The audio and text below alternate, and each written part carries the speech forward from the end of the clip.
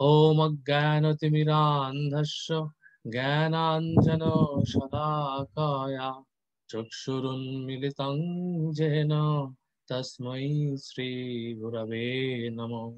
श्रीचैतन्यमनोभीष्टं स्थापितं येन भूतले स्वयं रूपं कदा मह्यं ददाति शापदान्तिकं।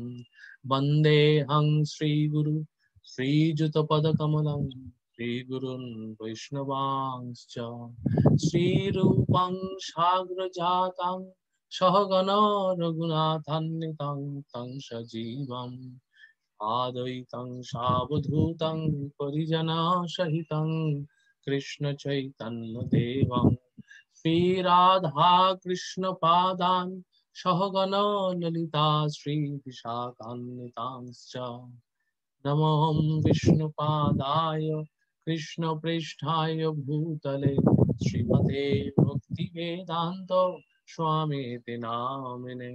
नमस्ते सरस्वती देवे गौरवाणी प्रचारिणे निर्विशेष शून्यवादी पाश्चात्यदेशतारिणे वाञ्छाकल्पतरुभ्यश्च कृपा सिन्धुभ्येव च पतितानां पावनेभ्यो वैष्णवेभ्यो नमो। जय श्री कृष्ण चैतन्य प्रभु नित्यानंद श्री अद्वैत गदाधर श्रीवासदि गौर भक्त वृंद। हरे कृष्ण कृष्ण कृष्ण हरे हरे हरे राम राम राम हरे हरे।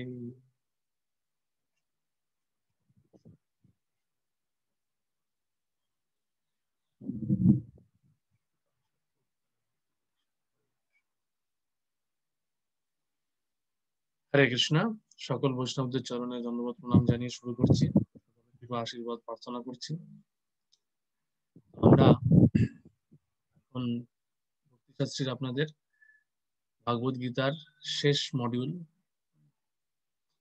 আমরা আলোচনা করব। আজকে আমরা অধ্যায় 13 থেকে শুরু করব, শেষ মডিউলের প্রথম অধ্যায়। তা এই অংশটি কে বলা হচ্ছে, আপনারা জানেন নিশ্চয়ই, যে জ্ঞান শতক। তা জ্ঞান শতক এখানে বলা হচ্ছে যে জ্ঞানের মাধ্যমে কি করে ভক্তিতে আসতে, বা ভক্তি সম্বন্ধীয় জ্ঞান। আজকে ভক্তি শাস্ত্রী অনুশীলন করছি। কেন অনুশীলন করছি? আমাদের তো বলা হচ্ছে যে হরিনামই যথেষ্ট, কিন্তু হরিনাম যথেষ্ট নিশ্চয়ই, তার সঙ্গে হরিনামকে শুদ্ধ স্তরে উত্তীর্ণ হতে হলে, হরিনামটা আমাদের শুদ্ধ ভাবে করতে হলে আমাদের জ্ঞানের প্রয়োজন। যে আমরা কেন হরিনাম করছি, কিভাবে আমরা হরিনামকে শুদ্ধ স্তরে নিয়ে যেতে পারবো। আমরা এই যে আজকে ছিল প্রভুপাদ বিনিদ্র রজনী যাপন করে অক্লান্ত পরিশ্রম করে যে আমাদের শাস্ত্রগুলি প্রদান করে গেছেন, কেন করে গেছেন? তিনি তো শুধু বলতে পারতেন যে হ্যাঁ, এই কলিযুগের যুগ ধর্ম হচ্ছে হরিনাম, তোমরা সবাই শুধু হরিনাম করতে হবে। আমাদের আচার্যরাও এই শাস্ত্র অধ্যয়ন করে গেছে। কেন করে গেছে? তার কারণ হচ্ছে আমাদের ভক্তি অনুশীলন করতে গেলে কিছু ন্যূনতম জ্ঞান দরকার। এই জ্ঞান আমাদের ভক্তিকে আবৃত করবে না, অনাবৃত করবে।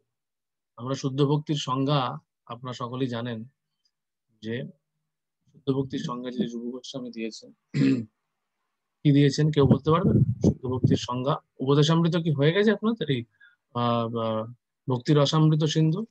না প্রভু, হয়নি। আচ্ছা, আপনারা পড়েছেন, জানেন তো? শুদ্ধ ভক্তির সংজ্ঞা একজন বলতে পারবেন?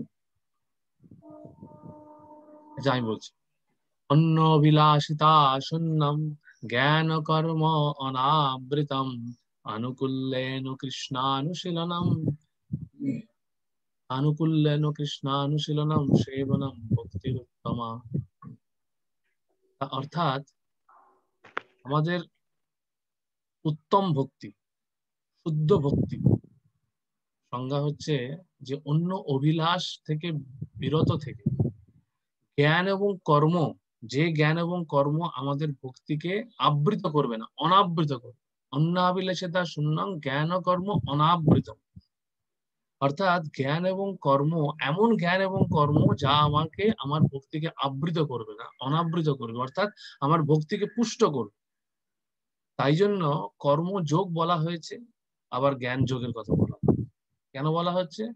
আমাদের উদ্দেশ্য কিন্তু ভক্তিতে আসা, কিন্তু আমাদের কর্মের দিক থেকে আসতে হবে, আবার জ্ঞানের দিক থেকে আসতে হবে।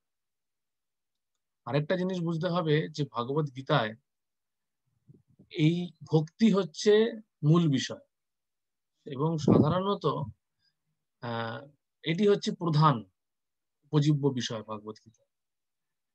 এখন আমরা সাধারণত দেখে থাকি যে প্রধান যে বিষয়, কোনো জায়গায় যিনি প্রধান বক্তা, আজকে একটি সভা হচ্ছে, রাজনৈতিক সভা বলুন, সেখানে প্রধানমন্ত্রী উপস্থিত আছে, তো প্রধানমন্ত্রী সবার আগে বক্তৃতা দেবেন না সবার শেষে দেবেন?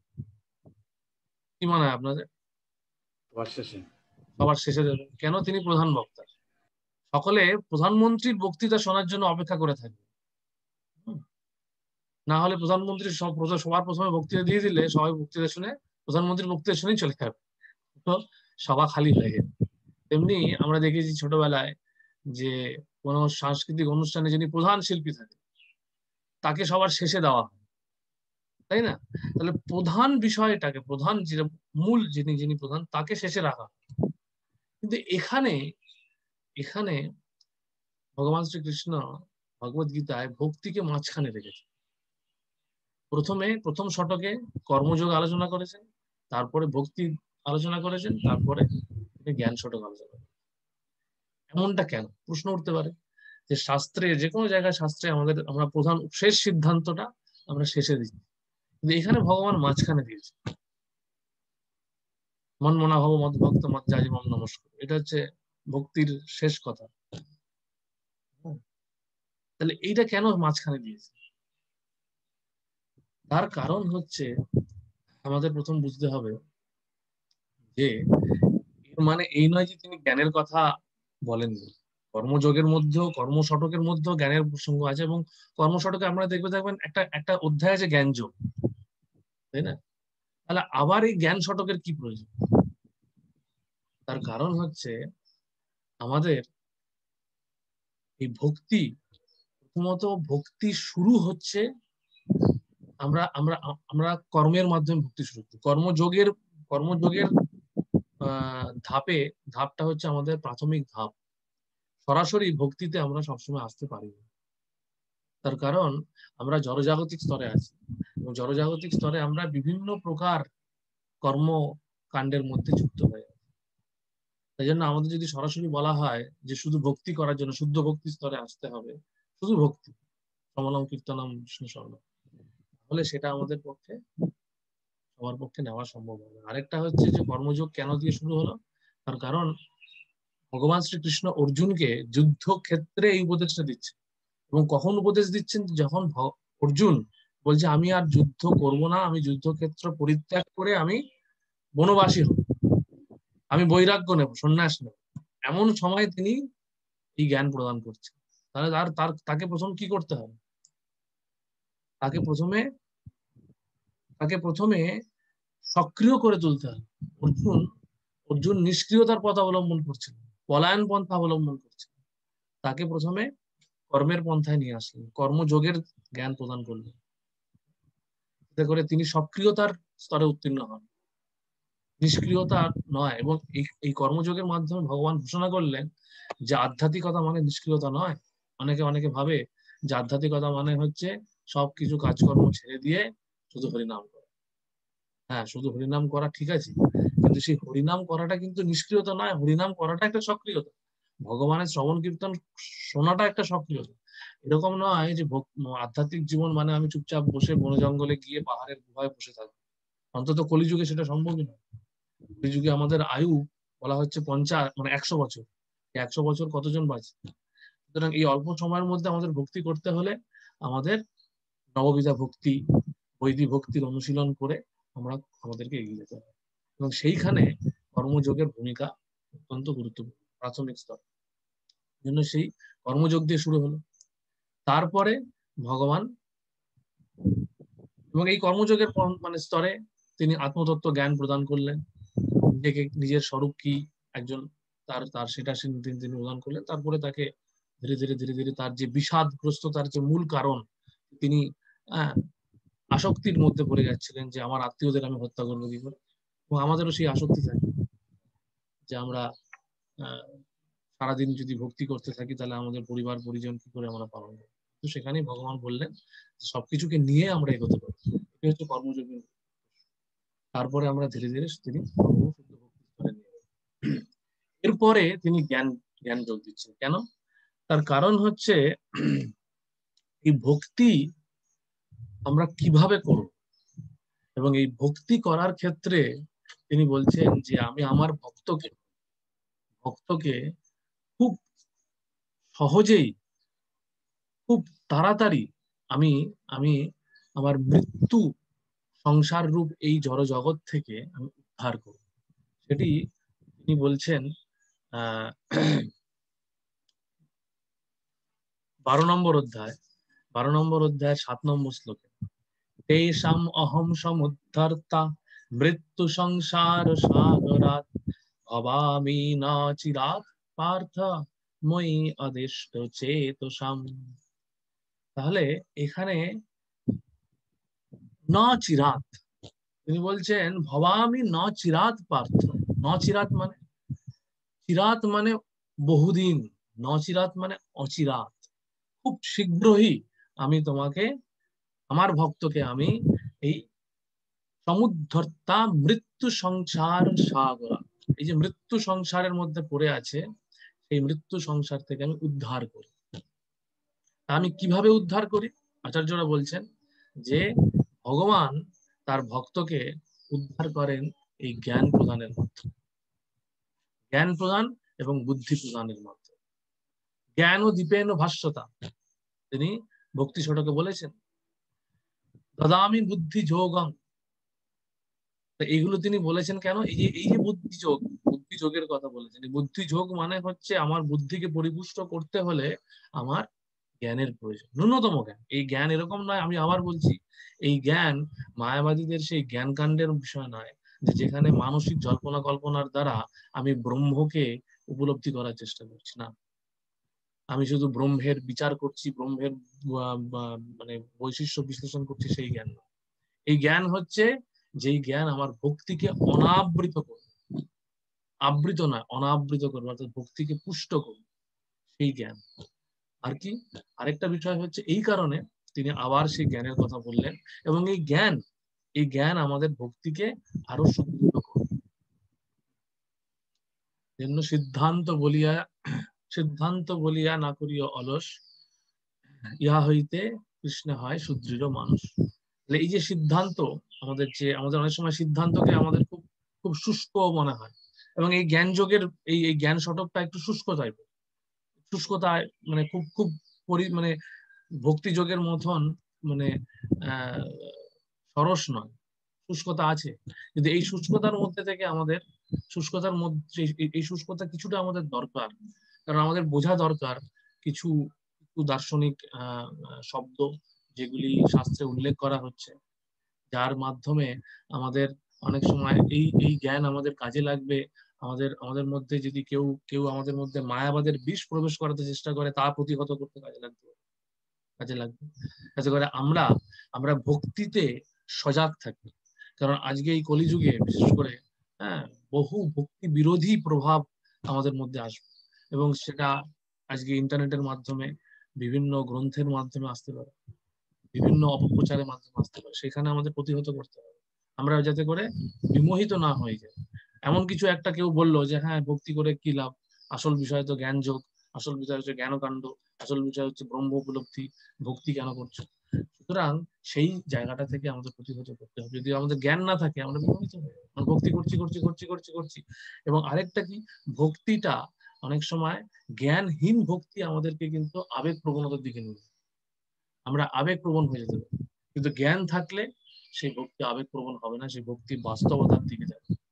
এবং সেই জন্য আমাদের এই জ্ঞানের প্রয়োজন, সেই জন্য ভক্তিকে পরিপুষ্ট করার জন্য আরেকটা কি, যে ভক্তি মাঝখানে থেকে কর্ম এবং জ্ঞানকে পরিপুষ্ট করার জন্য, কর্ম এবং জ্ঞানের সঞ্জীবক হচ্ছে ভক্তি। ভক্তি ছাড়া এই কর্ম এবং জ্ঞান শুষ্ক হয়ে যাবে, এবং কর্ম এবং জ্ঞান সম্পূর্ণতা পাবে না যদি ভক্তি না থাকে। এই জন্য ভক্তিকে মাঝখানে রেখে ভক্তি মায়ের মতন আগলে রেখেছে তার দুই সন্তানকে, হ্যাঁ, জ্ঞান এবং বৈরাগ্য। বৈরাগ্য মানে হচ্ছে নিষ্কাম কর্মযোগ। নিষ্কাম কর্ম অর্থাৎ আমরা আমাদের জড়জাগতিক কামনা বাসনা শূন্য হয়ে কর্ম করা, এটি হচ্ছে কর্মযোগের বিষয়। আর জ্ঞান যোগ হচ্ছে এই বুদ্ধির, আমি শুদ্ধ ভক্তি। হ্যাঁ, আমরা বলতে পারেন যে যেই কৃষ্ণ ভজে সে বড় চতুর, তাহলে যে কৃষ্ণ ভজনা করছে সে তো অলরেডি খুব বুদ্ধিমান, তাহলে তার আবার বুদ্ধি কি দরকার? হ্যাঁ, তার বুদ্ধির দরকার, সে ভক্তিতে এসেছে, তার বুদ্ধি আছে বলে সে ভক্তি শুরু করেছে, ভক্তির সঙ্গে যুক্ত হয়েছে। কিন্তু ভক্তিতে অগ্রসর হওয়ার জন্য, অর্থাৎ শুদ্ধ ভক্তের স্তরে, ভক্তি স্তরে উত্তীর্ণ হওয়ার জন্য আরো বুদ্ধি, আরো জ্ঞানের প্রয়োজন। এবং সেই কারণে ভক্তি এই জ্ঞান যোগের, এই জ্ঞান যোগের মাধ্যমে আমরা সম্পূর্ণ শরণাগতি স্তরে আসতে পারি। সেই জন্য ভগবান এই অধ্যায় শেষে, হ্যাঁ, মন্মনাভ মদভক্তের যে শরণাগতি স্তর, মন্মনাভ মদভক্ত শুদ্ধ ভক্তি স্তর, এমনকি সপ্তম অধ্যায়ের ভক্তি শতকের শুরুতে যে শ্লোকটি ভগবান দিয়েছেন, যে যে তুমি আমাকে, মানে আমার প্রতি মনকে সম্পূর্ণ নিবিষ্ট করে, এই যে মনকে সম্পূর্ণ দিয়ে দাও, এটা যারা পারছে তাদের জন্য ঠিক আছে। কিন্তু আমরা কি সম্পূর্ণভাবে মন দিয়ে দিতে পারছি? সব সময় কি আমরা ভগবান চিন্তন করতে পারছি? পারছি না। এই জন্য আমাদের প্রতিনিয়ত, প্রতিদিন নিয়মিত ভাবে আমাদের এই অধ্যয়ন প্রয়োজন। এই অধ্যয়ন আমাদের কি করবে? আমরা কাজের মধ্যে থাকলেও যদি আমরা সারা দিনে আধ ঘন্টা 1 ঘন্টা সময় দেই, তাহলে এই আধ ঘন্টা 1 ঘন্টা আমাকে চিন্তন করতে সাহায্য করবে। এই জন্য আমাদের এই ভক্তিমূলক জ্ঞানের জন্য আজকে আমাদের গুরুবর্গেরা বারবার প্রভুপাদের গ্রন্থ অধ্যয়ন করতে বলছে। আমরা প্রতিদিন এই যে গ্রন্থ অধ্যয়ন করছি, তার মাধ্যমে আমরা ভক্তিমূলক জ্ঞান অর্জন করছি। জ্ঞানের দ্বারা আমাদের ভক্তি, জন্য জ্ঞানের প্রয়োজনীয়তাটা কি, সেজন্য আমাদের এই জ্ঞান শতকটা বুঝতে হবে। এখানে লীলামৃত গোবিন্দ প্রভু হাত তুলেছেন। হ্যাঁ প্রভু বলুন। হরে কৃষ্ণ, দণ্ডবোধ প্রণাম প্রভু। ধন্যবাদ, প্রণাম, বলুন। তো হচ্ছে ওই মানে মাঝখানে কেন ভক্তি, এটা যদি একটু তুলে ধরেন। আর আমার মনে হয় যে মানে ভক্তি মানে ধরা যাক মানে এই সামনে তো ইলেকশনের মিটিং চলছে, এরকম যদি বাস্তব উদাহরণ দেওয়া যায় যে সামনে মিটিং, মাঝখানে মুখ্যমন্ত্রীর গাড়ি, আর সামনে আর পিছনে হচ্ছে অন্যান্য সিকিউরিটিদের গাড়ি, অর্থাৎ মাঝখানে ভক্তিকে রাখা হচ্ছে, মানে সুরক্ষিত রাখা হচ্ছে। এই বিষয়টাকে যদি আরেকটু ডিটেলসে আপনি তুলে ধরেন তাহলে খুবই উপকৃত হয়। হ্যাঁ হ্যাঁ, বলছি বলছি। হ্যাঁ, ভালো কথা বলেছেন। এটা একটা বিষয় যে যখন প্রধানমন্ত্রীর কনভয় যায়, যখন প্রধানমন্ত্রী এক জায়গা থেকে আরেক জায়গায় মানে যাতায়াত করেন, তখন কি হয়, গাড়িতে প্রথমে এসকর্ট গাড়ি থাকে, যারা আর কি সাইরেন বাজতে বাজতে এগিয়ে নিয়ে যায়। মাঝখানে প্রধানমন্ত্রী গাড়ি থাকেন, 10টা 12টা গাড়ি থাকে, সামনের দিকে সিকিউরিটি থাকে, পেছনের দিকে সিকিউরিটি থাকে, মাঝখানে প্রধানমন্ত্রীকে রাখা হয়। রাজাও যখন যায়, রাজার সামনে কিছু মন্ত্রীরা থাকে, কিছু প্রজার কিছু দল থাকে, সেনাপতি মানে সমূহ থাকে, পিছনেও সেনাপতি থাকে, মাঝখানে রাজাকে সুরক্ষিত রাখা হয়। তেমনি ভক্তিকে জ্ঞান এবং কর্মের দ্বারা সুরক্ষিত রাখতে হবে, সেই জন্য ভক্তিকে মাঝখানে রাখা হয়েছে। ভক্তি হচ্ছে রাজার মতো, প্রধানমন্ত্রীর মতো, প্রধান উপজীব্য বিষয় সেদিক থেকে দেখতে গেলে, এই জন্য মাঝখানে ভক্তি। আরেকটা যেটা বললাম যে সঞ্জীবক, ভক্তি হচ্ছে কর্ম এবং জ্ঞানের সঞ্জীবক স্বরূপ।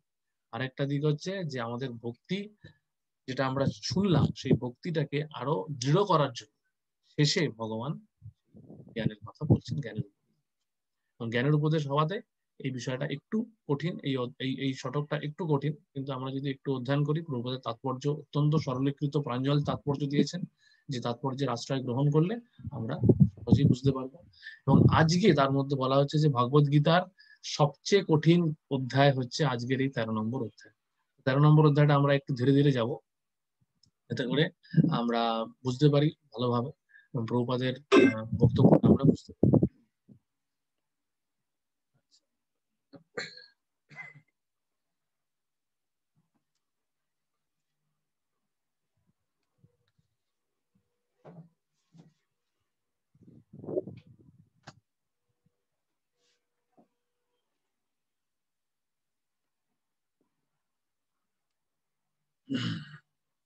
আচ্ছা, আমরা প্রথমে তাহলে আমাদের ভূমিকা অংশটা হলো যে জ্ঞান শতকের ভূমিকা হলো। এরপরে আমরা অধ্যায়ের 13 নম্বর অধ্যায়ে প্রবেশ করব। 13 নম্বর অধ্যায়ের রূপরেখা রূপরেখা আলোচনা করব। রূপরেখা আলোচনা করে আমরা শ্লোক বাই শ্লোক আলোচনা করব।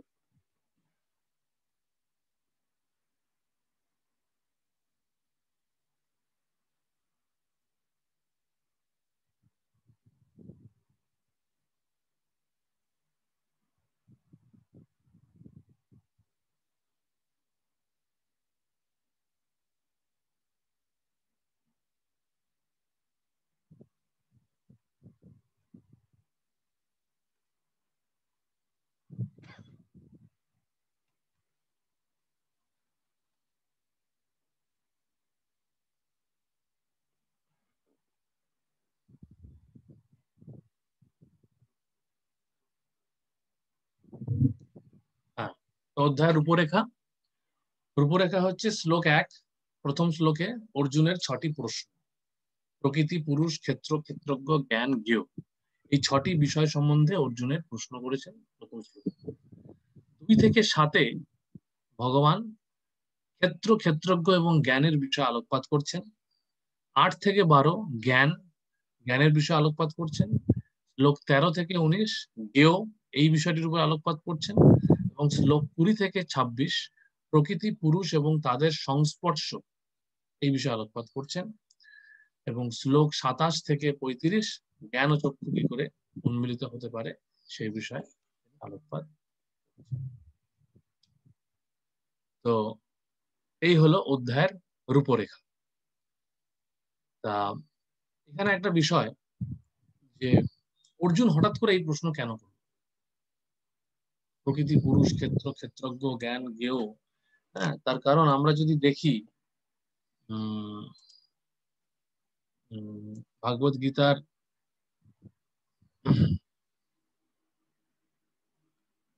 12 নম্বর অধ্যায় শেষ হচ্ছে কি দিয়ে?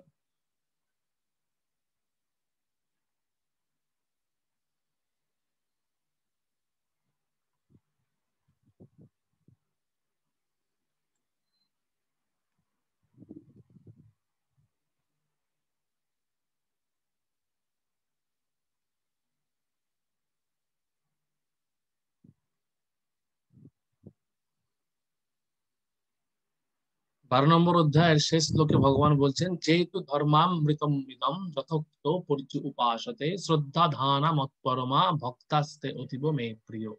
অর্থাৎ আমরা জানি যে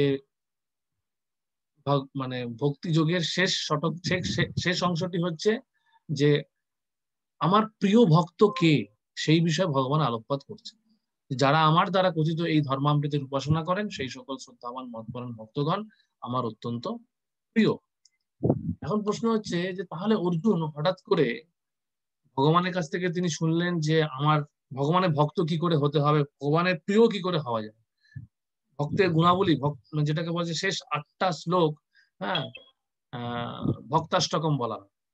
এক ধরনের বলা হয় যে 8টা শ্লোক হচ্ছে যে ভক্তের যে গুণাবলী কি কি হওয়া উচিত, মানে ভগবান কি কি আমাদের কাছ থেকে প্রত্যাশা করছেন এই বিষয়গুলি আলোকপাত করে তিনি ভক্তিযোগ শেষ করেন।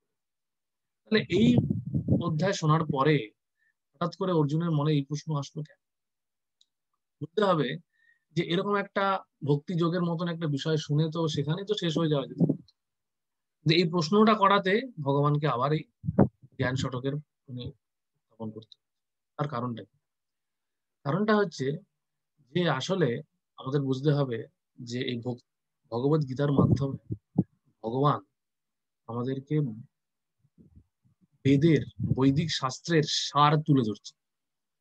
এটি শুধুমাত্র অর্জুনকে উপলক্ষ করে এই এই বিষয়টি দেওয়া হচ্ছে। মহাভারত আসলে কি, বেদব্যাস, আপনারা ভাগবতমে দেখে থাকবেন যে ব্যাসদেব যখন সমস্ত শাস্ত্র রচনা করছেন, রচনা করতে করতে একটা জায়গায় যখন এসছেন যে তিনি রচনা করেছেন কিন্তু দেখছেন কি যে বৈদিক শাস্ত্রের যে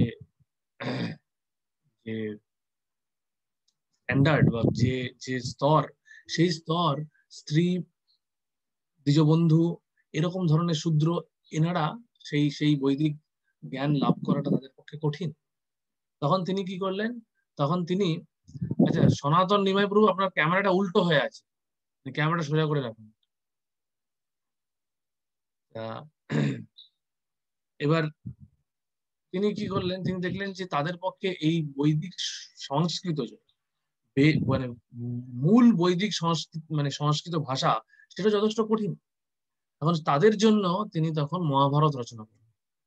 এখন এই মহাভারতে তিনি কি করলেন, স্ত্রী শূদ্র, হ্যাঁ, দ্বিজবন্ধু স্তরের যারা মানুষ আছেন তাদেরকেও তিনি আকৃষ্ট করার মতন করে খুব মানে আকর্ষণীয় ভাবে তিনি উপস্থাপন করলেন।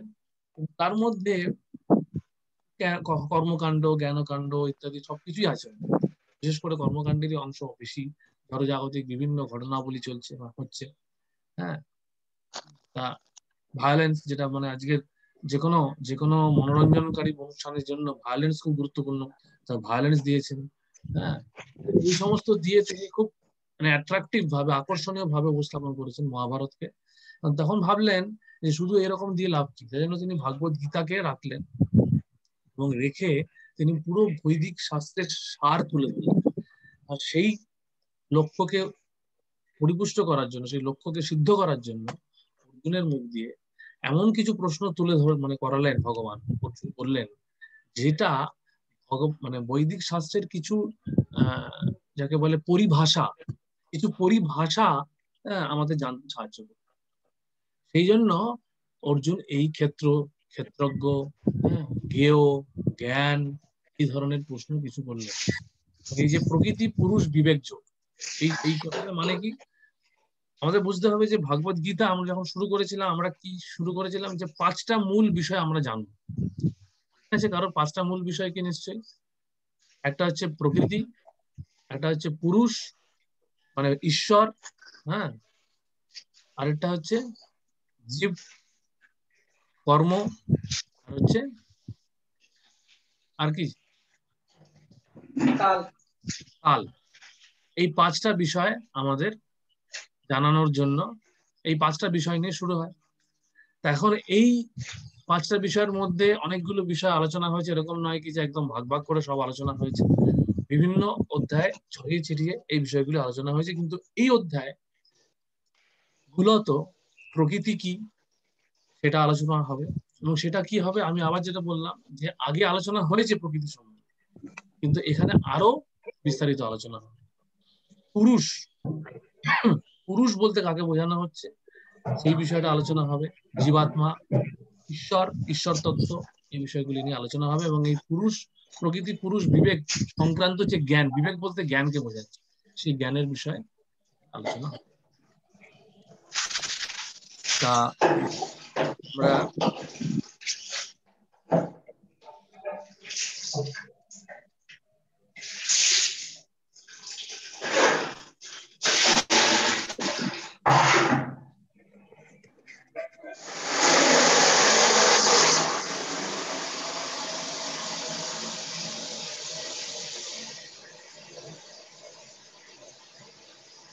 যে সবাই আপনারা মিউট থাকুন, না হলে অনেক রকম আওয়াজ হচ্ছে, অসুবিধা হচ্ছে, মিউট থাকবেন।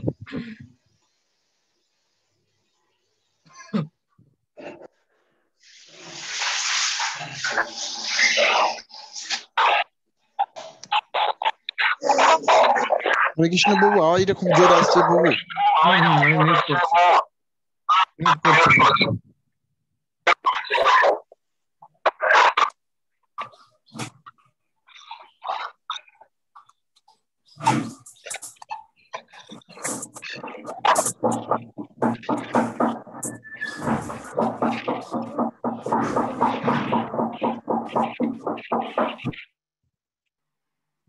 আমি সবাইকে মিউট করেছি, আপনারা নিজেরা আনমিউট করতে পারবেন না। কোনো কারো প্রশ্ন, কিছু বক্তব্য থাকলে হাত তুলবেন। আমরা যেটা আলোচনা করলাম যে নিরুপাধিক এই ভক্তি, এই অধ্যায়ের মূল শিক্ষা কি, নিরুপাধিক ভক্তি তত্ত্বের অধিকতর দৃঢ়তা লাভের নিমিত্ত জ্ঞান ও বৈরাগ্য সহজে উদিত হয়। ভগবানই সর্বক্ষেত্রজ্ঞ বা প্রধান ক্ষেত্রজ্ঞ।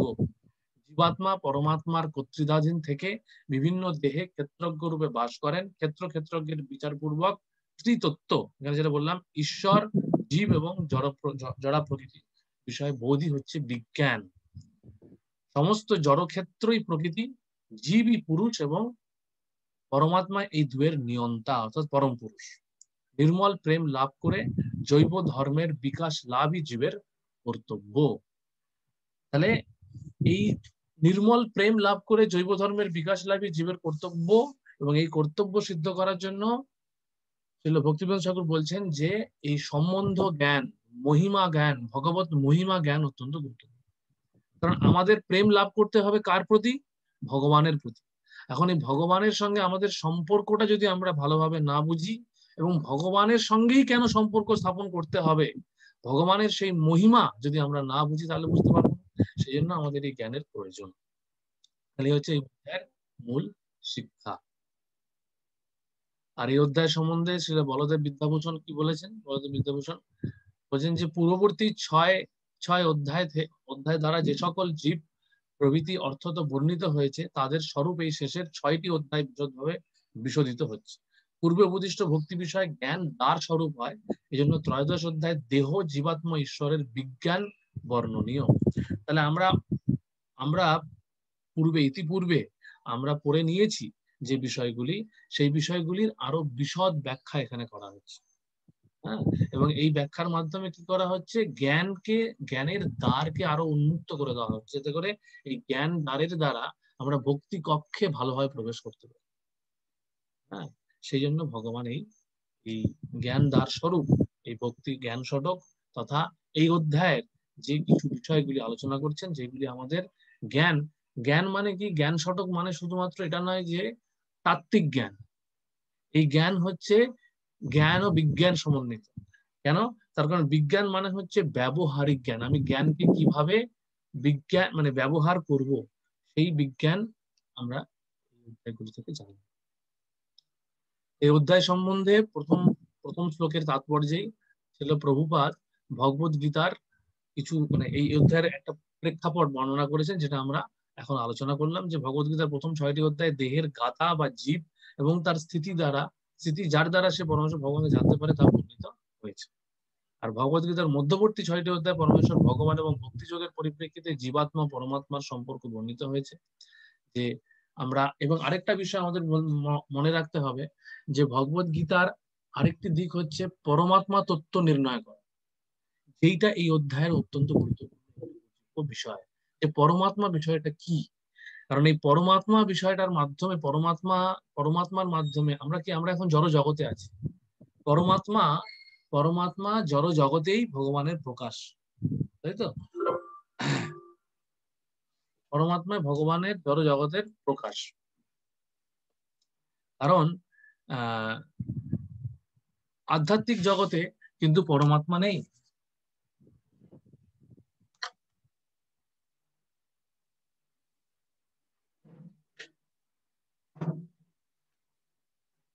আধ্যাত্মিক জগতে কিন্তু পরমাত্মা নেই, এবং আমরা জড় জগতে আছি। সুতরাং আমাদের এই জড়জাগতিক স্তরে কিভাবে ভগবানের মহিমা জানব?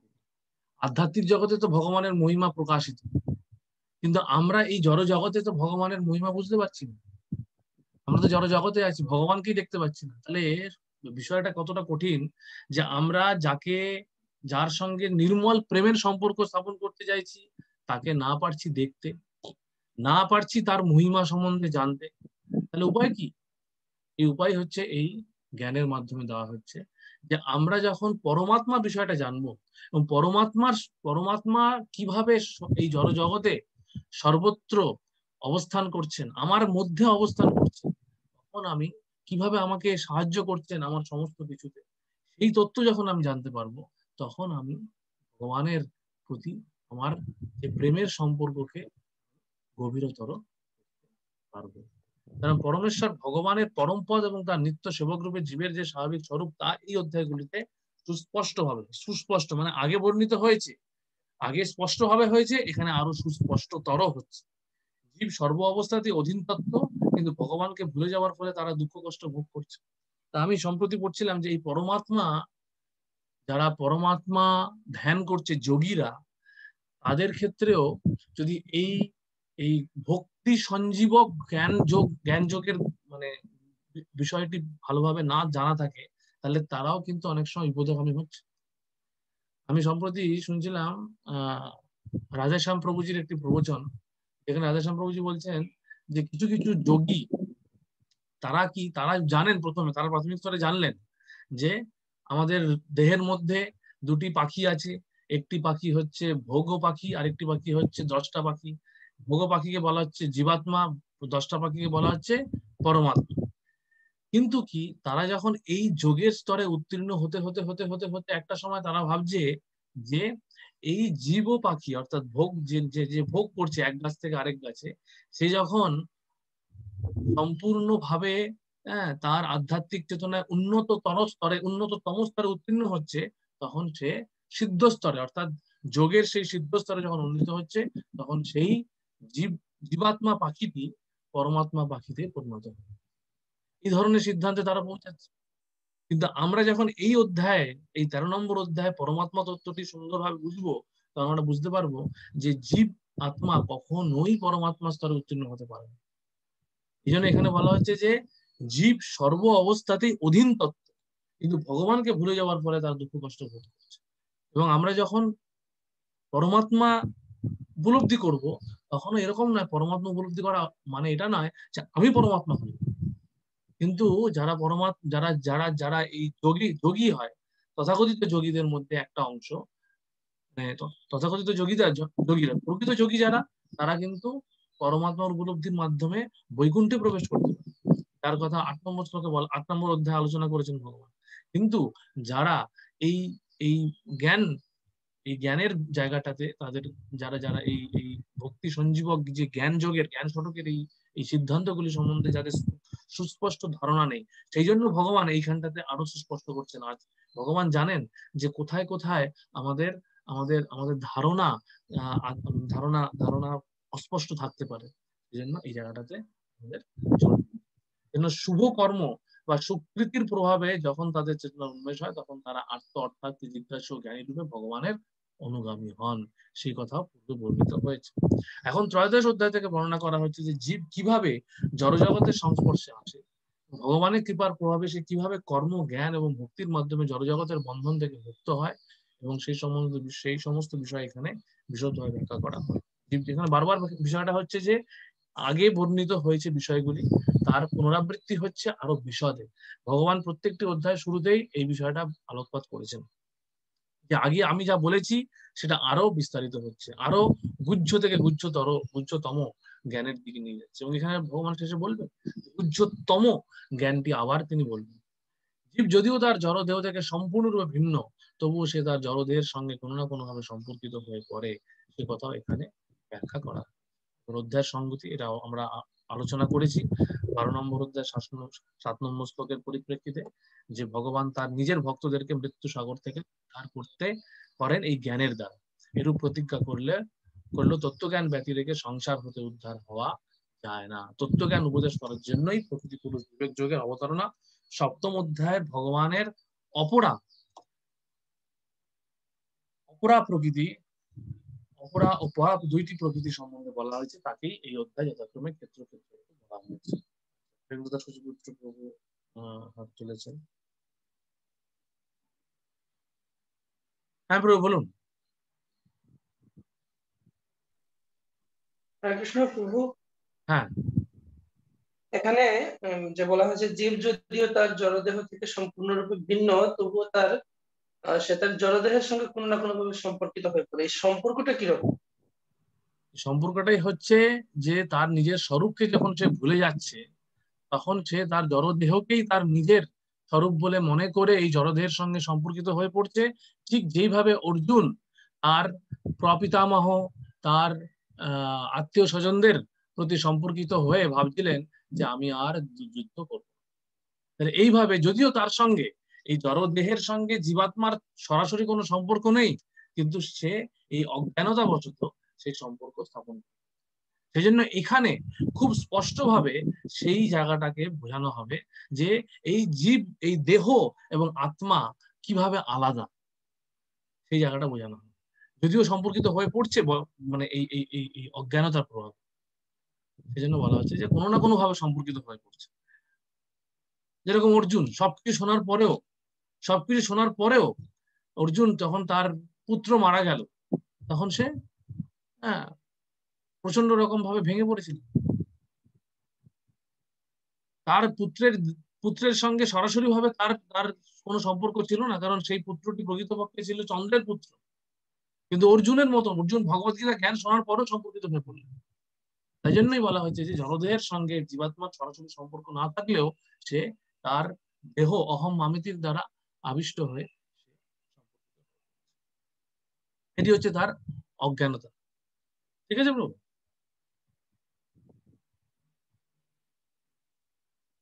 হরে কৃষ্ণ। আচ্ছা ঠিক আছে,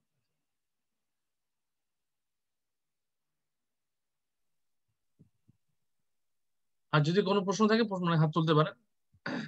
প্রভু কিছু আর মানে বোঝা গেল? হ্যাঁ প্রভু, ঠিক আছে। ওকে, হরে কৃষ্ণ।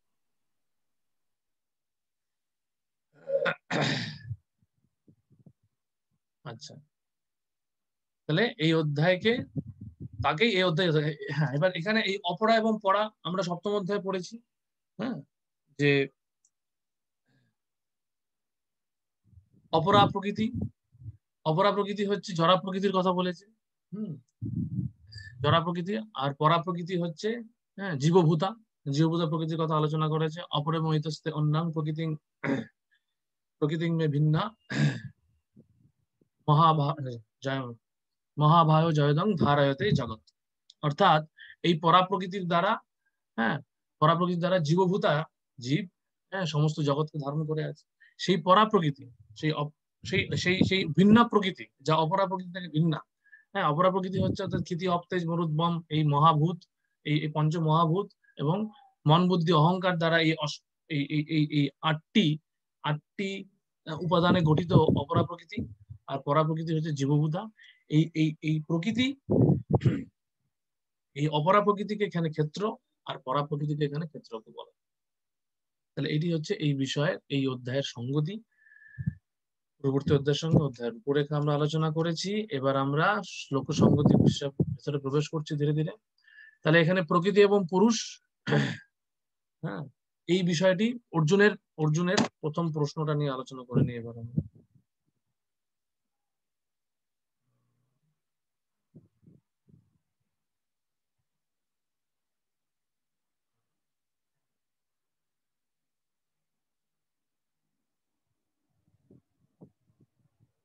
সবাই দেখতে পাচ্ছেন? কেউ দেখতে না পেলে হাত তুলে জানাবেন। এই ত্রয়োদশ অধ্যায়টা দেখা যাচ্ছে তো?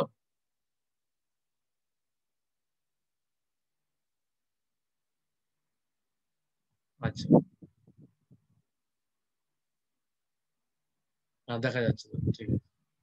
তাহলে এখানে শুরু করা যাক। অর্জুন বলছেন, অর্জুন উবাচ, শ্লোক 1, প্রকৃতিং পুরুষং চৈব ক্ষেত্রং ক্ষেত্রজ্ঞমেব চ এতদ্ বেদিতুম ইচ্ছামি জ্ঞানং জ্ঞেয়ং চ কেশব।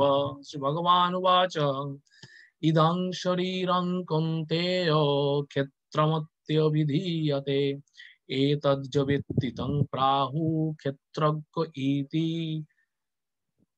তৎ ইব।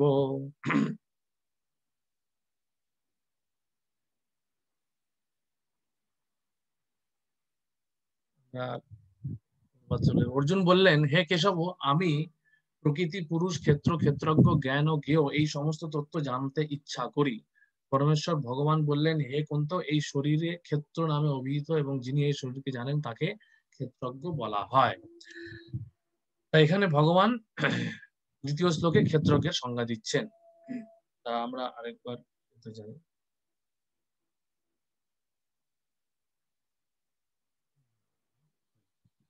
তাহলে অর্জুন যে প্রশ্নটা করেছেন, প্রকৃতি, পুরুষ তিনি জানতে চাইছেন, ক্ষেত্র, ক্ষেত্রজ্ঞ, জ্ঞান এবং জ্ঞেয় সম্বন্ধে জানতে চাইছেন।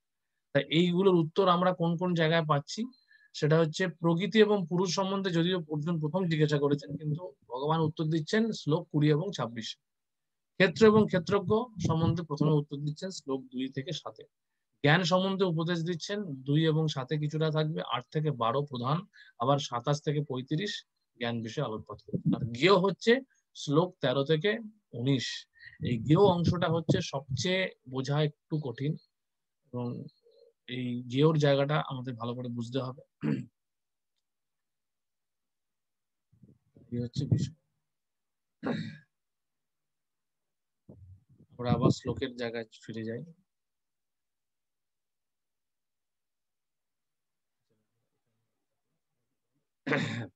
তাহলে এই ক্ষেত্রজ্ঞ সম্বন্ধে বলছেন। আমরা যেটা বললাম যে সপ্তম অধ্যায় এই পড়া এবং অপড়া যা বলা হয়েছে সেটারই এখানে ক্ষেত্র এবং ক্ষেত্রজ্ঞ বলা হচ্ছে। এখানে বিষয়টা একটা বুঝে নেওয়া ভালো যে এখানে ক্ষেত্রজ্ঞ সহজভাবে আমরা বোঝার চেষ্টা করি। হ্যাঁ, সহজভাবে বিষয়টা বোঝার চেষ্টা করি যে ক্ষেত্রজ্ঞ দু প্রকার। একটা ক্ষেত্রজ্ঞ হচ্ছে আমার দেহ, ব্যষ্টিগতভাবে প্রথম বোঝার চেষ্টা করি। আমার দেহ হচ্ছে ব্যষ্টিগত ক্ষেত্র। ব্যষ্টি মানে ব্যক্তিগত, ব্যক্তিগত ব্যক্তিগত স্তরে আমার প্রথম বিষয়। এরপরে সমষ্টিগতভাবে সামগ্রিক ধরা প্রকৃতি হচ্ছে ক্ষেত্র। ঠিক আছে, ক্ষেত্র মানে কি? ক্ষেত্র মানে আমরা জানি কোন একটি স্থান, তাই তো? যেমন কৃষক তার নিজের ক্ষেতে কাজ করছে। কৃষক এবং ক্ষেত্র, যে ক্ষেতে কাজ করছে, সে দুটো কিন্তু পৃথক দুটি বিষয়, তাই তো? কৃষক তার ক্ষেত্র, তার নিজের ক্ষেত, সেখানে সে কাজ করছে। তিনটে বিষয় এখানে আছে, একটা হচ্ছে কৃষক, আরেকটা হচ্ছে তার কাজটি, হ্যাঁ, আর হচ্ছে যেখানে সে কাজটি করছে, যে কাজটি সেটাকে হচ্ছে কর্ম, আর কর্মের ক্ষেত্র হচ্ছে তার ওই ক্ষেত্রটি। এমনি আমাদের দেহ কি দিয়ে তৈরি? জড়া প্রকৃতি দিয়ে তৈরি। ভূমির আপন হলো বায়ু, এই পঞ্চ মহাভূত দিয়ে তৈরি, মনোবুদ্ধি অহংকার এই দিয়ে তৈরি, এবং জড়া প্রকৃতিও এই দিয়ে তৈরি। আমার দেহটি যে দিয়ে তৈরি, জড়া প্রকৃতিও সেই দিয়ে তৈরি, তাই তো? এবার আমি কিন্তু আমার এই দেহটা হচ্ছে ওই মাঠের ক্ষেতের মতো। প্রভুপাদ বলছেন ফিল্ড অফ অ্যাক্টিভিটি। আমি আজকে মানব শরীর নামক একটি ক্ষেত্র পেয়েছি। আমি হয়তো এর আগে কুকুর নামক একটি ক্ষেত্র পেয়েছিলাম। তাহলে এই যখনই আমার এই ক্ষেত্র পরিবর্তিত হচ্ছে, আমার চেতনার পরিবর্তন হচ্ছে এই ক্ষেত্রের সঙ্গে, আমার চেতনার পরিবর্তনে চেতনার বিকার হচ্ছে, তাই তো? আমরা সেগুলো দেখবো। এবার আমি সংক্ষেপে বিষয়টা আলোচনা করে দিচ্ছি। চেতনার বিকার ঘটবে। আমি কুকুরের চেতনা চলে যাব যদি আমার ক্ষেত্র পরিবর্তিত হয়। ক্ষেত্রের পরিবর্তনের সঙ্গে সঙ্গে চেতনা পরিবর্তন হচ্ছে। মজার বিষয় হচ্ছে চেতনা কিন্তু আত্মা থেকে আসছে। চেতনা আত্মার প্রকাশ। আত্মার সঙ্গে ক্ষেত্রের সম্পর্ক নেই কিন্তু সরাসরি ভাবে। আত্মা, আমরা এখনই বললাম যে আত্মা সম্পূর্ণভাবে চিন্ময় একটি বিষয়, কিন্তু সেই আত্মা যখন ক্ষেত্রের সংস্পর্শে আসছে, সেই ক্ষেত্রের দ্বারা আত্মা চেতনার বিকার ঘটছে। আমি যখন কুকুর জনিতে প্রবেশ করছি, আমার কুকুরের চেতনা প্রাপ্ত হচ্ছে। আমি যখন মনুষ্য শরীরে প্রবেশ করছি, মানুষ চেতনা প্রাপ্ত হচ্ছে। বৃক্ষের শরীরে প্রবেশ করছি, বৃক্ষ হয়ে একটা বৃক্ষ, সেও একটা জীবাত্মা, আমিও একটা জীবাত্মা।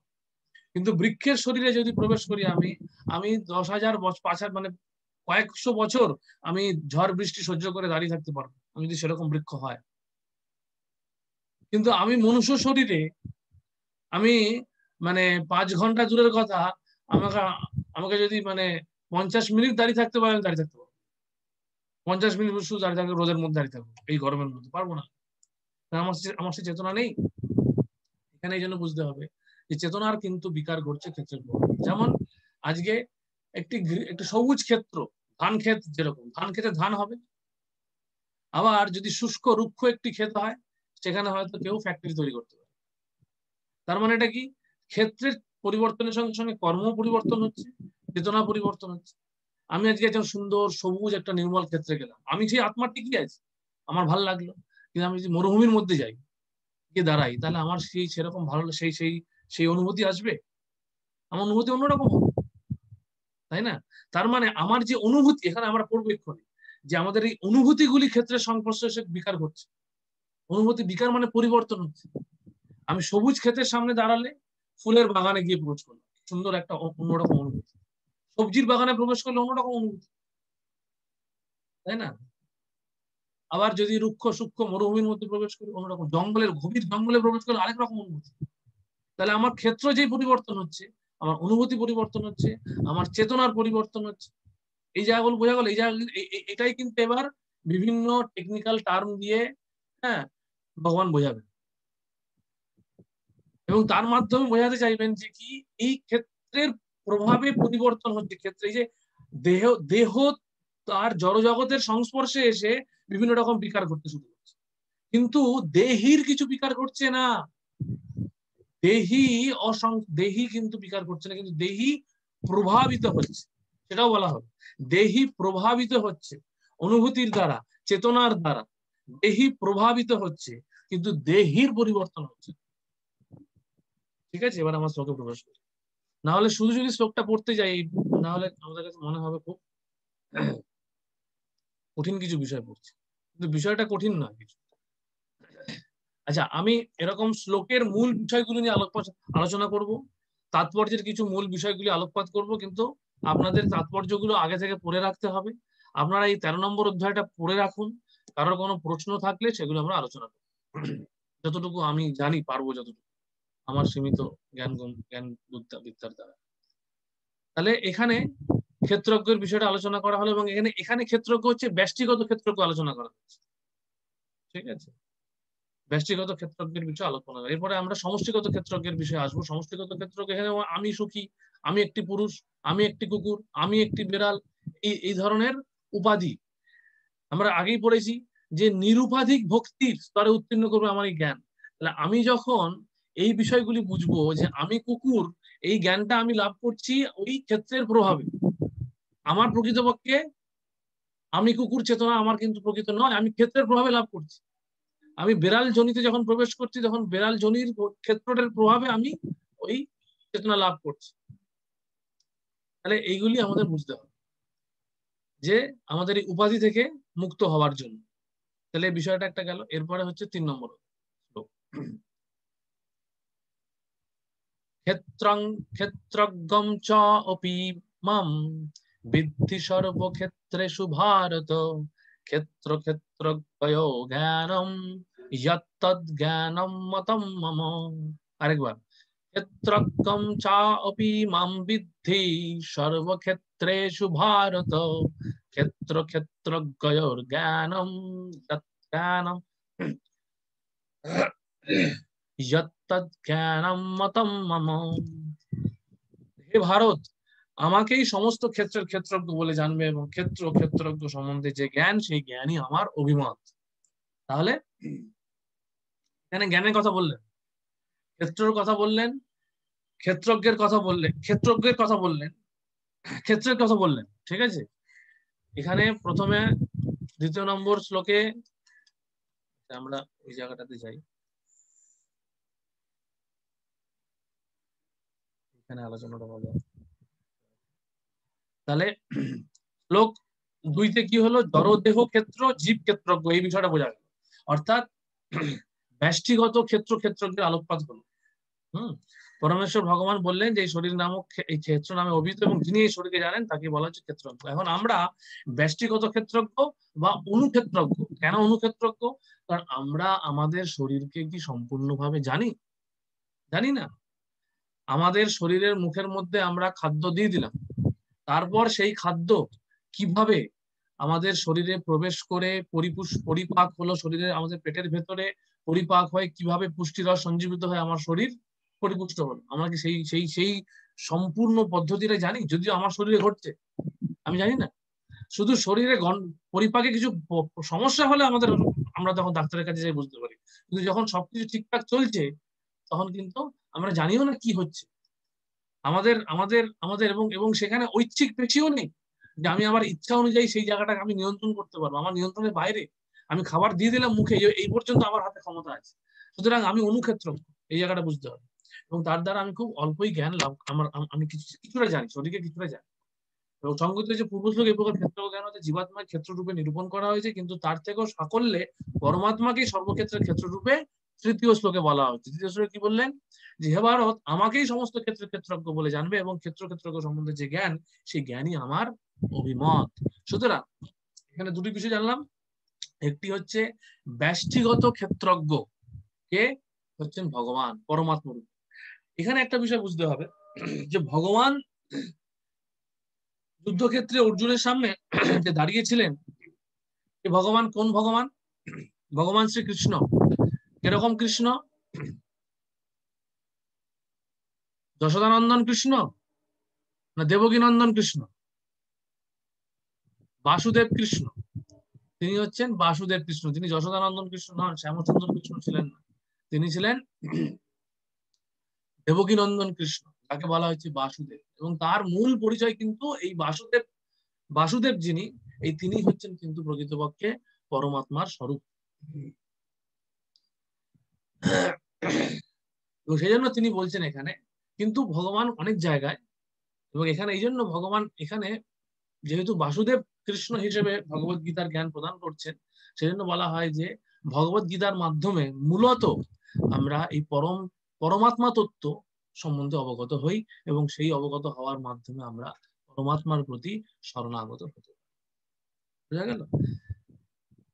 এই দেহ রূপে পরিণত চতুর্বিংশ। এরপরে কি বলা হচ্ছে, আমরা ক্ষেত্রজ্ঞ সম্বন্ধে এবং জ্ঞান সম্বন্ধে সামান্য আলোকপাত করলেন ভগবান, যে ক্ষেত্র এবং ক্ষেত্রজ্ঞ সম্বন্ধে যে জ্ঞান, তাকে বলা হচ্ছে জ্ঞান। ক্ষেত্রজ্ঞ সম্বন্ধে যে জ্ঞান, মানে আমার ক্ষেত্র এবং ক্ষেত্রজ্ঞ যে পার্থক্যটা, সেটা বোঝাটা হচ্ছে জ্ঞান। ক্ষেত্রজ্ঞ কি সেটা জানাটা হচ্ছে জ্ঞান। কিন্তু পরবর্তী ক্ষেত্রে আমরা দেখব যে জ্ঞানকে এখানে একটা জ্ঞানকে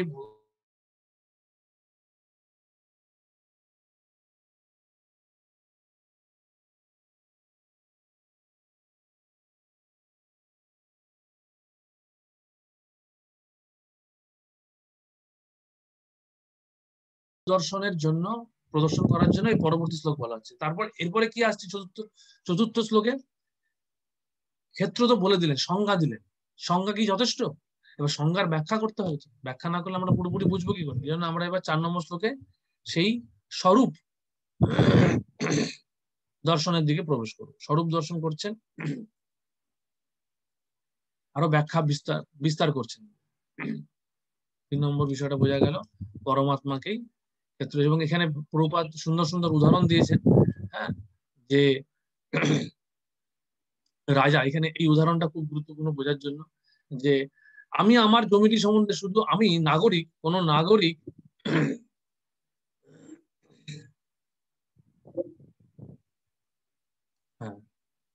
কোন নাগরিক, এইটা হচ্ছে খুব গুরুত্বপূর্ণ একটা জায়গা।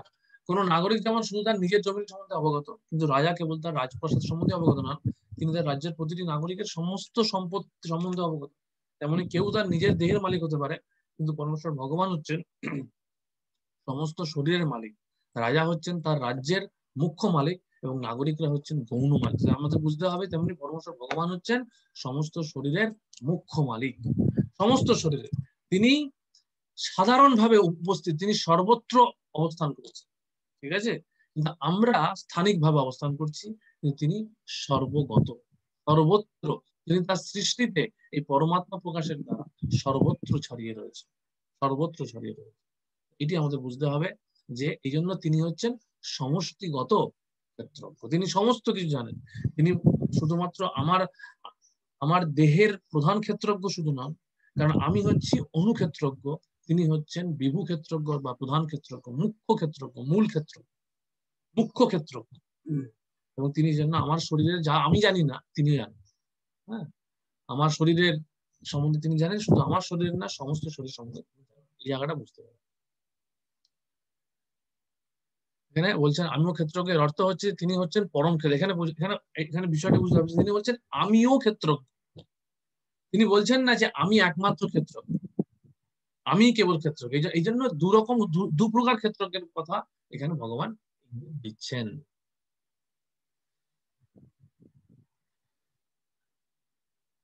আচ্ছা, 4 নম্বর শ্লোক।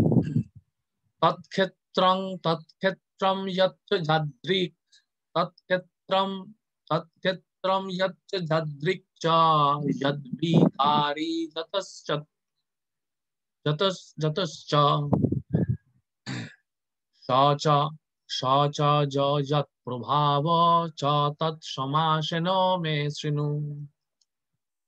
অর্থাৎ সেই ক্ষেত্র কি, তার কি প্রকার, তার বিকার কি, তা কার থেকে উৎপন্ন হয়েছে, সে ক্ষেত্রজ্ঞের স্বরূপ কি এবং তার প্রভাব কি, সেই সব সংক্ষেপে আমার কাছে শ্রবণ করো। তাহলে আমি যেগুলো বললাম যে এই অংশে ভগবান এই এই শ্লোকটি বলতে পারেন যে এই অধ্যায়ের আমাদের যা যা বিষয় আমরা জানবো তার সারসংক্ষেপ এখানে তিনি দিয়েছেন। ঠিক আছে, এই ক্ষেত্র কি, ক প্রকার ক্ষেত্র হয়, তার কি কি বিকার হয়, তা কিভাবে উৎপন্ন হলো, তার স্বরূপ এবং ক্ষেত্রজ্ঞ, ক প্রকার ক্ষেত্রজ্ঞ, ক্ষেত্রজ্ঞের স্বরূপ কি এবং তার প্রভাব কি, এবং এই যে বিকার ঘটছে ক্ষেত্রের, তার প্রভাব কি পড়ছে, হ্যাঁ, এই সমস্ত কিছু আমরা এখানে জানতে পারবো। সুতরাং এটি হচ্ছে আমাদের এই শ্লোকটি হচ্ছে ক্ষেত্র মানে সমস্ত কি কি বিষয় আমরা জানবো তার একটা সারসংক্ষেপ তিনি তুলে ধরছেন। এরপরে শ্লোক 5 বলে আমরা আজকে আলোচনা শেষ করব। ঋষিভি বহুধা গীতম ছন্দভি বিবিধৈ পৃথক ব্রহ্মসূত্র পদৈশ্চ এব হেতুমুদ্ধি বিনিশ্চিতৈ। অর্থাৎ এই ক্ষেত্রজ্ঞের জ্ঞান ঋষিগণ কর্তৃক বিবিধ বেদবাক্যের দ্বারা পৃথক পৃথক ভাবে বর্ণিত হয়েছে। বেদান্ত সূত্রে তা বিশদ ভাবে যুক্তিযুক্ত সিদ্ধান্ত সহকারে বর্ণিত হয়েছে। এখানে আরেকটি বিষয় আলোকপাত করছেন ভগবান, সেটি হচ্ছে বৈদিক শাস্ত্রের ব্যাপকতা সম্বন্ধে আলোকপাত করছে। এই যে ক্ষেত্রজ্ঞের জ্ঞান পূর্বে বহু ঋষিগণ আলোকপাত করেছেন, এবং আমি একটা দেখানোর চেষ্টা করছি, দেখিয়ে শেষ করব। যে আপনারা জেনে থাকবেন যে বৈদিক শাস্ত্রে স্বরদর্শন বলে একটি দর্শন, স্বরদর্শন হচ্ছে যেরকম বৈশাসিকা দর্শন, তারপরে সাংখ্য দর্শন, তারপরে পাতঞ্জলির যোগ দর্শন, এরকম 6 প্রকার দর্শন আছে, বিভিন্ন ঋষিরা দিয়েছে। এবং এই 6 প্রকার দর্শনই কিন্তু এই সংক্রান্ত ক্ষেত্রজ্ঞ, হ্যাঁ, তার জ্ঞান, পুরুষ প্রকৃতি, এই সংক্রান্ত এই বিষয়গুলি কিন্তু এই বিষয়গুলির উপর ভিত্তি করে বিভিন্ন দর্শনের সৃষ্টি, বিভিন্ন দৃষ্টিকোণ। কিন্তু সমস্ত দর্শনকে সমন্বয় করে, কারণ প্রত্যেকটি দর্শনের কিছু কিছু যাকে বলে ডেফিসিয়েন্সি বা ঘাটতি ছিল, অভাব ছিল, সেই অভাবটাকে পূরণ করে বেদান্ত সূত্র ব্যাসদেব দেন, যেখানে সমস্ত দর্শনগুলির সমন্বয় সাধন করে একটি সম্পূর্ণ সঠিক পারফেক্ট একটা দর্শনের স্তরে উঠতে পারে। ওই দর্শনগুলোর মধ্যে কিছু ইমপারফেকশন ছিল, কিছু ত্রুটি ছিল, প্রত্যেকটি দর্শনে কিছু ত্রুটি আছে। স্বরদর্শনের আলোচনা ভিতরে আমি প্রবেশ করব না, হ্যাঁ, কিন্তু মূল বিষয়টা হচ্ছে এখানে ভগবান ওটাই বলতে চাইছেন যে এই বিষয়ে বিভিন্ন ঋষিরা বিভিন্ন মতামত দিয়েছে, নানা মুনি নানা রকম মতামত হয়েছে, যে ন্যায় সাংখ্য দিয়েছেন, ন্যায় সাংখ্য বৈশাসিকা যোগ, পূর্ব মীমাংসা উত্তর, বিভিন্ন রকম দর্শন আপনারা জানেন সবই। তাহলে সেই দর্শনগুলি এখানে আলোকপাত করছেন ভগবান, এবং এই দর্শনগুলি থেকে তিনি কি করছেন, ব্রহ্মসূত্র অর্থাৎ পরম সত্য, পরম ব্রহ্মকে জানার যে সর্বোচ্চ সূত্র, সেটি হচ্ছে বেদান্ত সূত্র।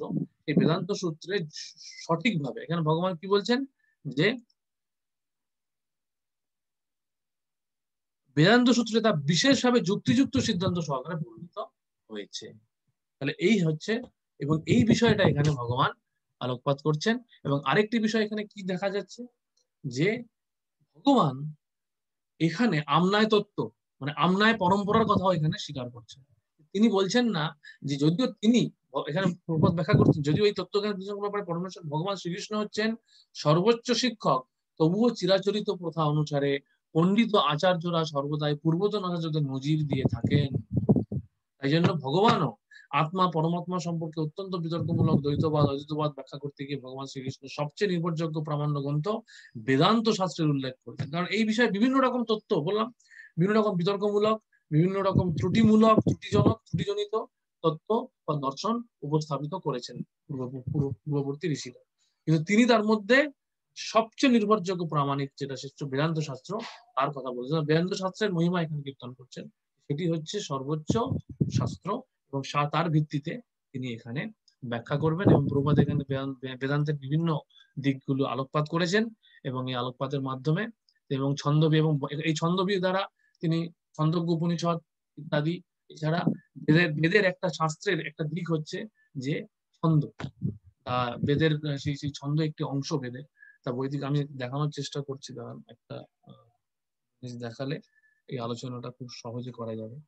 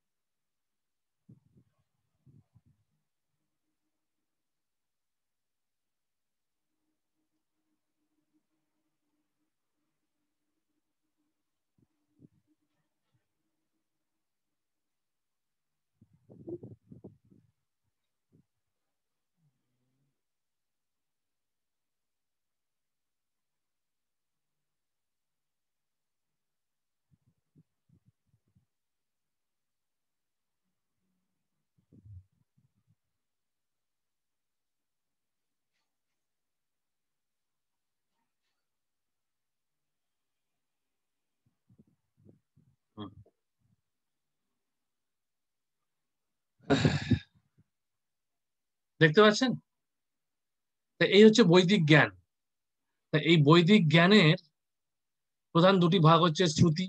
এই শ্রুতি সংক্রান্তই প্রবাদ এখানে ভগবান বলছেন। শ্রুতির মধ্যে কি কি আছে?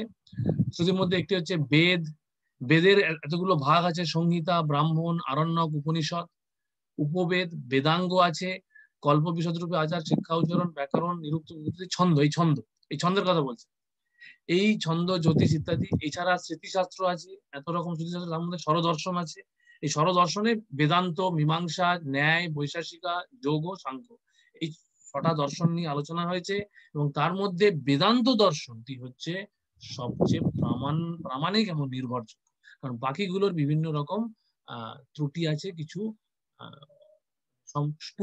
সম্পূর্ণ নির্ভরযোগ্য প্রামাণিক নয়, কিন্তু তবুও সেগুলোকে বৈদিক জ্ঞানেরই অংশ হিসেবে বলা হচ্ছে, কারণ বিভিন্ন দিক থেকে সেগুলো আলোচনা করা হচ্ছে। তা এই হচ্ছে বৈদিক জ্ঞানের বিশাল ব্যাপ্তি।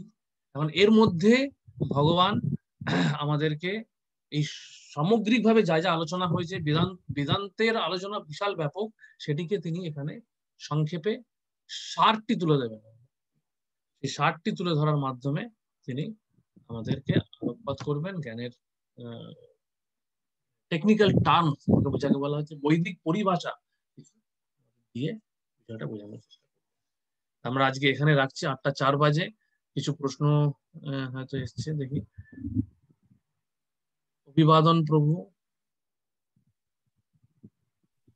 হরে কৃষ্ণ প্রভু, প্রণাম। হরে কৃষ্ণ, প্রণাম প্রণাম। বলুন। বলছি যে আপনি, দুটো প্রশ্ন। একটা হচ্ছে যে আপনি একবার বলছেন যে জ্ঞান ও জ্ঞেয় এই ব্যাপারটা একটু যদি আমি একটু মানে একটু ক্লিয়ারিফিকেশন চাই। জ্ঞান বলতে গেলে এক কথায় যদি বলি তাহলে তো এটা আত্মতত্ত্ব জ্ঞান। শুধু আত্মতত্ত্ব জ্ঞান না, আত্মতত্ত্ব জ্ঞান, ভগবত তত্ত্ব জ্ঞান, সবকিছু বলা হচ্ছে। ভগবত তত্ত্ব জ্ঞান তাহলে বিজ্ঞান নয়, মানে এই কেসে মানে হ্যাঁ, বিজ্ঞানও বলা যেতে পারে। দেখুন, বিজ্ঞান, এই যে আত্মতত্ত্ব জ্ঞানটাও যদি শুধু জ্ঞান হিসেবে থেকে যায়, জ্ঞান মানে তাত্ত্বিক জ্ঞান। আমি যদি সেটা আমি জানলাম অহম ব্রহ্মাস্মি বসে আছে, আমি কিছুই করছি না, তাহলে কি সেটা হচ্ছে জ্ঞান। বিজ্ঞান হচ্ছে আমি জানলাম যে হ্যাঁ, আমি অহম ব্রহ্মাস্মি, মানে আমি হচ্ছে আত্মা, ভগবানও পরম ব্রহ্ম, আমি পরম ব্রহ্মের অংশ। আমার কাজ কি? অংশের কাজ পূর্ণের সঙ্গে সহযোগিতা করা, পূর্ণের সেবা করা। সেই জায়গায় যখন আমি শুরু করলাম কার্য, তখন আমার সেটা বিজ্ঞান হলো এবং তার মাধ্যমে আমি উপলব্ধি করব। একটা যে আমি জানলাম, আমাকে বলে দিল তুমি অমুকের ছেলে, কিন্তু আমি বাবাকে দেখতেও গেলাম না, চিনলাম না, আমি এক জায়গায় বসে আছি, বাবা এক জায়গায় বসে আছে। আমি জানি মিস্টার অমুক হচ্ছে আমার বাবা, অমুক মহাশয় আমার বাবা, কিন্তু আমি কোনো সেবা করছি না, তাহলে ওটা বিজ্ঞান নয়? তখন আমি কিছু বুঝতে পারবো না, আমি ছেলে হিসেবে কোনো উপলব্ধি পাবো না। মানে শুষ্ক জ্ঞান হয়ে যাচ্ছে। হ্যাঁ, ওটা তাহলে শুষ্ক জ্ঞান হয়ে যাচ্ছে। শুষ্ক জ্ঞান, ওটা হচ্ছে জ্ঞান কাণ্ডের দিকে চলে গিয়ে ওই ব্রহ্ম উপলব্ধি খুব বেশি হলে, এই শুষ্ক জ্ঞানের পর্যালোচনার মাধ্যমে খুব বেশি হলে ব্রহ্ম উপলব্ধি হতে পারে, এর থেকে বেশি দূর যাওয়া সম্ভব। আর প্রভু দ্বিতীয় প্রশ্ন, সেটা হচ্ছে আপনি বলেন হচ্ছে ক্ষেত্র দুই প্রকার, হ্যাঁ। এটা একটু বল। হ্যাঁ, ক্ষেত্র, ব্যষ্টিগত ক্ষেত্র, সমষ্টিগত ক্ষেত্র। ব্যষ্টিগত ক্ষেত্র হচ্ছে আমার দেহ, ঠিক আছে, সমষ্টিগত ক্ষেত্র হচ্ছে সামগ্রিক জড়া প্রকৃতি। ঠিক আছে, ঠিক আছে, বুঝেছি। ঠিক আছে।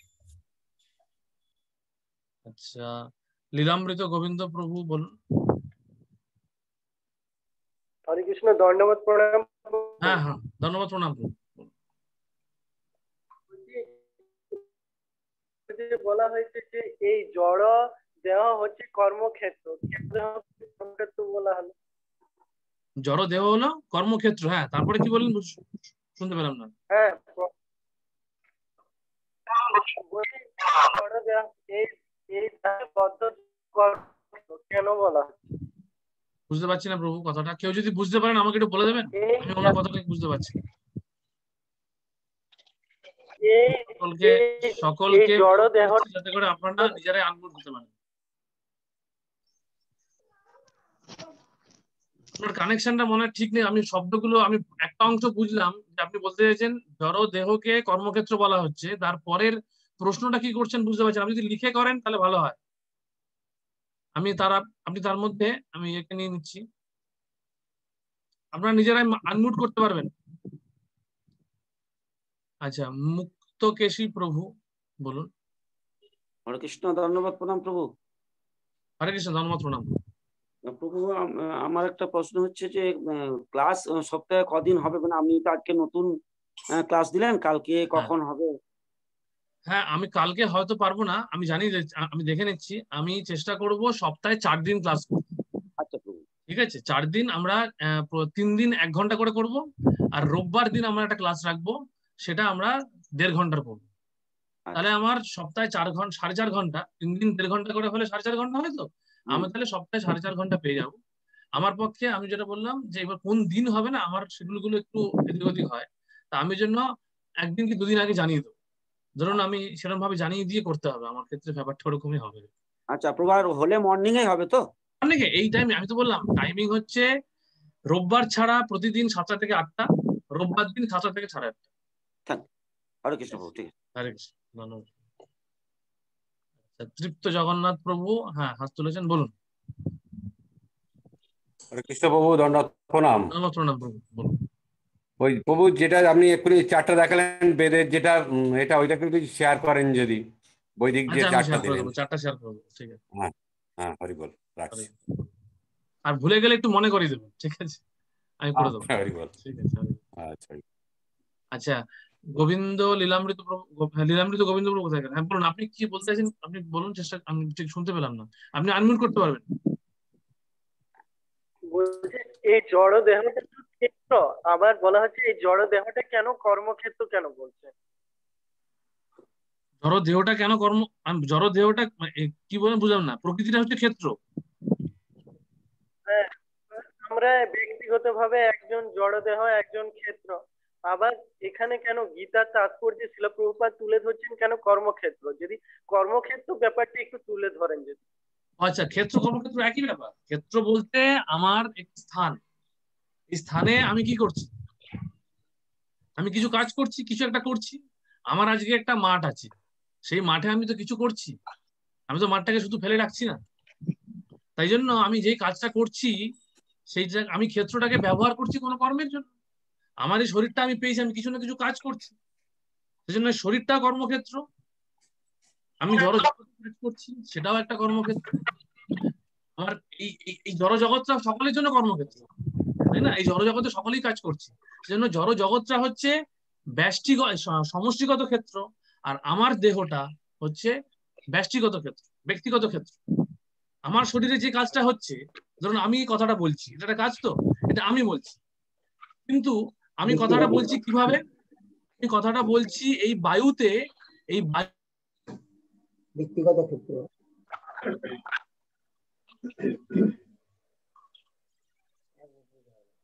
কম্পন তৈরি করে কথাটা আপনার কাছে এসে পৌঁছাচ্ছে, তাই তো? এরকম কম্পন তো সবাই তৈরি করতে পারছে। তার মানে সবাই যখন তৈরি করছে, তখন এই এই যে বায়ুর জায়গাটা, সেই বায়ুর জায়গাটাতে তৈরি হচ্ছে কি, এই বায়ুর ক্ষেত্রটা হচ্ছে সমষ্টিগত ক্ষেত্রে পরিণত হলো। আর আমার কাজটা, আমি যে কথা বলছি, এই কথাটা একটি হচ্ছে ব্যষ্টিগত কর্ম, ব্যষ্টিগত একটি, আমার ক্ষেত্রটাকে আমি ব্যবহার করছি একটি ব্যষ্টিগত কর্ম, মানে কর্মের জন্য। বোঝা গেল? মানে প্রকৃতিটা হচ্ছে সমষ্টিগত ক্ষেত্র, আমার দেহটি হচ্ছে ব্যষ্টিগত ক্ষেত্র। বোঝা গেল? এটা একটুখানি প্রবাদ তাৎপর্যগুলো একটু কয়েকবার পড়তে হবে, একটু খটোখটো জিনিস আছে এটা। এটাকে এই জন্য বলা হচ্ছে যে মানে সমস্ত সবগুলো অধ্যায়ের মধ্যে 13 নম্বর অধ্যায়, আনলাকি 13 হচ্ছে একটু কঠিন। এটাকে একটুখানি কয়েকবার পড়তে হবে, কিন্তু প্রবাদের প্রাঞ্জল তাৎপর্য খুব সহজভাবে ব্যাখ্যা করা হয়েছে, এবং আমিও যতটা পারছি সহজভাবে বোঝানোর চেষ্টা করছি। ঠিক আছে, তাহলে আজকে আমাদের 5 নম্বর শ্লোক অব্দি হলো। আমরা চেষ্টা করবো কালকেও বসতে। কালকে আমি টাইমিং জানিয়ে দেবো। কালকে যদি না হয়, নাহলে পরশুদিন, হয়তো পরশুদিনই আমরা বুঝতে পারবো, পরশুদিনই হবে। হ্যাঁ, শনিবার দিনে আমরা বসবো 7টা থেকে 8টা। ঠিক আছে? হরে কৃষ্ণা, ধন্যবাদ, প্রণাম সকল ভক্তদের চরণে। হরে কৃষ্ণ। আর আমার কিছু ভুল ত্রুটি হয়ে থাকলে আপনারা তো সংশোধন করে দেবেন নিশ্চয়ই, নির্দ্বিধায়, কারণ আমিও শিখছি ক্লাস দিতে গিয়ে, আপনাদের কাছ থেকে অনেক কিছু জানতে পারছি। তা আমি যতটুকু পারছি চেষ্টা করছি, আপনার যতটুকু আমি জানি আমাকে সাহায্য করবেন, আপনার সহযোগিতা করবেন। হরে কৃষ্ণ, ধন্যবাদ, প্রণাম। হরে কৃষ্ণ। আপনারা এখানে অনেকেই খুব ভালো ভক্ত আছে, এখানে হাত তুলেছেন। ব্রজেন্দ্র গোপাল প্রভু, হ্যাঁ কি বলুন? আচ্ছা, ক্লাস মোটামুটি শেষ, আপনারা রেকর্ডিংও পেয়ে যাবেন। আর হ্যাঁ বলুন, কিছু বলতে চান? হরে কৃষ্ণ প্রভু, ধন্যবাদ, প্রণাম। ধন্যবাদ, প্রণাম প্রভু।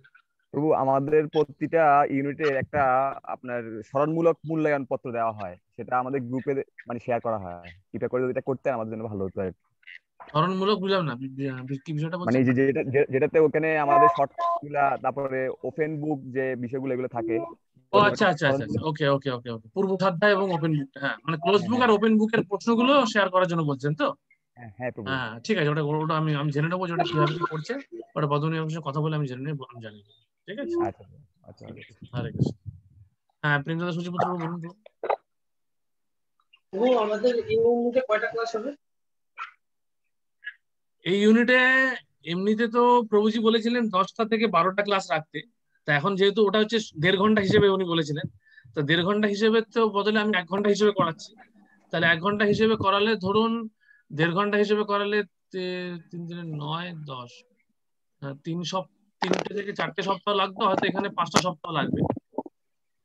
আমরা যদি যেহেতু যেহেতু যেহেতু আমরা হ্যাঁ 3 সপ্তাহ লাগবে, 3 থেকে 4টে সপ্তাহের মধ্যে হয়ে যায়, 1 মাসের মধ্যে হয়ে যাবে মোটামুটি। ধরুন ক্লাস হিসেবে 4টে 4টে 4টে 4 3 12 থেকে 13 14টা ক্লাসের মধ্যে হয়ে যাবে, 1 ঘন্টা করে যেহেতু ক্লাস হচ্ছে। হ্যাঁ, মানে উনি বলেছিলেন 1.5 ঘন্টা ক্লাস 10টা থেকে 12টা ক্লাসের মধ্যে হয়। আমরা যদি 1 ঘন্টা করে ক্লাস করছি, সেজন্য ক্লাসের সংখ্যাটা একটু বাড়বে, ওই 14টা কি দাঁড়াবে, হয়তো 14টার মধ্যে হয়ে যাবে। ঠিক আছে। আচ্ছা, কৌশিক প্রভু হাত তুলেছেন, কিছু বলতে চাইছেন? হরে কৃষ্ণ প্রভু, ধন্যবাদ, প্রণাম। ধন্যবাদ, প্রণাম প্রভু। প্রভু, আমাকে যদি গ্রুপটা যদি অ্যাড করতেন তাহলে ভালো হতো। গ্রুপটাতে আমি অ্যাড করতে পারবো না, গ্রুপটাতে আমি তো মনে হয় অ্যাডমিন নেই, প্রভুজি অ্যাডমিন, তো মানে পদ্মনিয়া প্রভুজি অ্যাডমিন আছে, আমি দেখে নিচ্ছি যদি ওটা আমি করতে পারি। আপনি আমাকে একটু জানিয়ে রাখবেন, আমার নাম্বারটা তো আপনি জানবেন না। আচ্ছা, প্রেমদাদা সূচিপুত্র প্রভু, আপনি ওনার সঙ্গে একটু কোঅর্ডিনেট করতে পারবেন? ওই কৌশিক প্রভু। প্রভু, কৌশিক প্রভু কি আগে থেকে ক্লাস করছিলেন কোন গ্রুপে? হ্যাঁ প্রভু, আমি ক্লাস করছিলাম, আমি দামোদর গ্রুপে অ্যাড আছি, কিন্তু মেইন গ্রুপে অ্যাড নেই। তাহলে ক্লাসগুলো হয় আমি জানতে পারি না। তাহলে আপনি আজকে আসুন কি করে? আজকে তাহলে আসুন কি করে? আজকে তাহলে ক্লাসের ব্যাপারে জানলেন কিভাবে? আজকে আমি গ্রুপে, মানে দামোদর গ্রুপে এসএমএস করছি, তারপর আরেকজন আমাকে লিংক পাঠিয়েছে, তারপরে আমি ক্লাস করছি। আচ্ছা আচ্ছা আচ্ছা আচ্ছা, তাহলে কিভাবে করা যাবে আচ্ছা এটা? আচ্ছা, আমি গ্রুপের লিস্টটা দেখছি, আর আপনি আমাকে ব্যক্তিগতভাবে টেলিগ্রামে একটা মেসেজ করুন, আমি আপনাকে গ্রুপে অ্যাড করে দিচ্ছি। তো প্রভু হ্যাঁ, আপনাকে আমি কি করে পাবো টেলিগ্রাম গ্রুপে? আপনি দেখুন আমার নাম আছে ওখানে। হ্যাঁ, আপনি যদি প্রেমদাদা সূচিপুত্রটির নাম খোঁজেন তাহলে ওনার নাম পেয়ে যাবেন। আচ্ছা ঠিক আছে প্রভু, আমি আপনি দেখছি। পেয়ে যাবেন। ঠিক আছে প্রভু, ধন্যবাদ। হ্যাঁ, উনি যে দামোদর গ্রুপের কথা বলছেন সেই গ্রুপে আপনি আছেন প্রেমদাদা সূচিপুত্র বাবু? দামোদর গ্রুপে আমি নেই, আমি একটা সেকেন্ড দেখছি দামোদর গ্রুপে কে কে আছে। আচ্ছা, তাহলে একটু দেখুন, তাহলে আপনারা একটু কোঅর্ডিনেট করে নিয়ে ওটা ইয়ে করে নিন, ঠিক আছে? হরে কৃষ্ণা, ধন্যবাদ, প্রণাম। সকল গৌর ভক্তবৃন্দকে প্রণাম জানিয়ে আজকের মতো ক্লাস শেষ করছি। হরে কৃষ্ণ হরে কৃষ্ণ কৃষ্ণ হরে কৃষ্ণ কৃষ্ণ কৃষ্ণ হরে হরে হরে রাম রাম রাম হরে